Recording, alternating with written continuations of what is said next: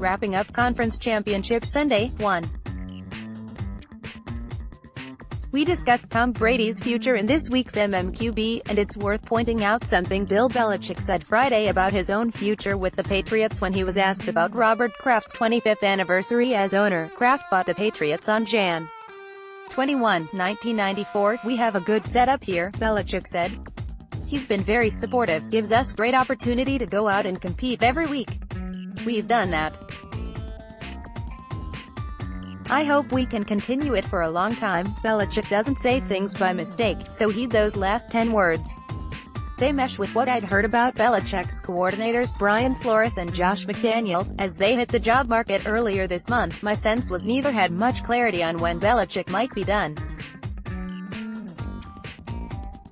Those that know him say his passion for the game hasn't waned in the least, and it doesn't hurt that he has his operation wired to the point where it may not be turnkey, but it's as close as an NFL team can be to that. I think everyone's going to have to live with Belichick for a while longer, or everyone should at least brace for that. Apologies to the other 31 teams. Too also interesting was Brady and Belichick exchanging an "I love you" on the field post-game. In the spring, I know Patriots upper management felt like the competitiveness and focus of their quarterback and head coach would help resolve the strife of the months prior. And they were right. VRENTAS, the end is not coming anytime soon for Tom Brady, Bill Belichick and the Patriots. 3. One thing the Patriots and Rams have in common: a very defined vision for players. New England has a much smaller draft board than most teams, one that, as it's been explained to me over the years, is based on specific fit and projected role as much as raw talent. Los Angeles has a similarly defined talent acquisition picture, zeroed in on what Sean McVay and Wade Phillips want at each position, which has allowed them to be liberal in dealing picks and still draft their targets later. The 2017 Haul of Gerald Everett, Cooper Kupp, Josh Reynolds, John Johnson and Samson Ebukam is living proof of it. So yes, the Rams' 2019 second and third round picks were sent off for Marcus Peters and Dante Fowler. But they'll get 2 compensatory and thirds, and have confidence in their ability to unearth talent by turning over different rocks than other teams. 4. The Chiefs have a lot of work to do. First up is a decision on whether or not to franchise Dee Ford, which many around the NFL expect them to do. And then, they'll have the chance to do deals for young stars Tyreek Hill and Chris Jones. As we mentioned in MMQB, both are going into contract years next year. 5. Give Andy Reid credit for developing coaches. His tree has long been one of the NFL's most successful, and Eric Bieniemy did well enough in his first year as OC to have a handful of teams put in for him in January. And behind Bieniemy, Reid has his old Eagles backup QB Mike Kafka coming through the pipeline, with plans to make Kafka the next coordinator whenever he loses Bieniemy. As for the other side of the ball, it'll be interesting to see if changes come there. Bob Sutton is 67 years old, and the defense wasn't great this year. Also, there were rumblings that ex-Jet coach Todd Bowles could land in Kansas City, had the timing worked out better. Bowles, obviously, is off the market now. Jones, for the Chiefs, so close yet so far in the AFC Championship Game 6. Michael Thomas's contract negotiations should be fascinating.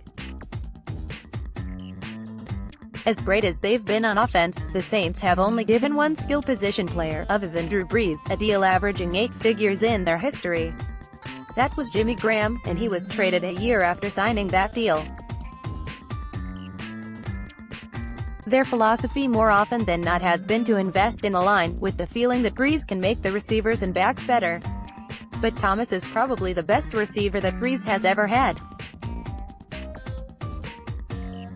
7. Titans coach Mike Vrabel elevating his tight ends coach Arthur Smith to coordinator is very much a strike for continuity, and not just for Marcus Mariota, but for all the other guys who've been around as Tennessee has cycled through 4 OCs in 5 years. Smith is known in the building as smart and loyal, and has shown an ability to reach his players. It's projection making him a play caller, but a logical one given the circumstances. 8. I went after the officiating pretty hard on Monday morning, so here's where I reel it back a little. I've seen the speed at which the game moves from field level, and it's insane to me that people can make heads or tails of what's going on. You have to train your eyes for it, and that becomes much harder if the target you're training your eyes on is constantly moving, with rules always changing. So I'll start here by saying the jobs these guys have are insanely tough. Baskin, Saints left in a state of disbelief after missed pass interference ends their magical season 9. So with that out of the way, it makes zero sense to me that, with the technology we have, the NFL still has the ref trudging over to the sideline to go under a hood. Do it in New York. Do it in the booth. Stop wasting time with that, and sorry if that's an affront to Microsoft's sponsorship tie-in. Why can't all this be streamlined, like it is in college, in 2019?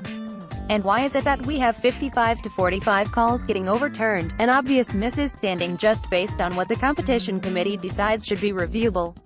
None of this makes sense, and, like I said Monday morning, the league's handling of it, which was suspiciously like how I'd handle getting in trouble in the 6th grade, made it much worse. Make everything reviewable, tie it to challenges so you don't have endless reviews, and put a shot clock on the reviews so only the obvious misses get overturned. 10. It's Senior Bowl week, so here's a nugget to leave you with. More NFL types are high on Missouri QB Drew Lock than you might think. I'm not saying he'll wind up in the first round. I am saying he's got a shot to take some pretty big steps starting this week, and I don't think it's out of the question that he gets there. Question or comment? Email us at talkback@mqb.com.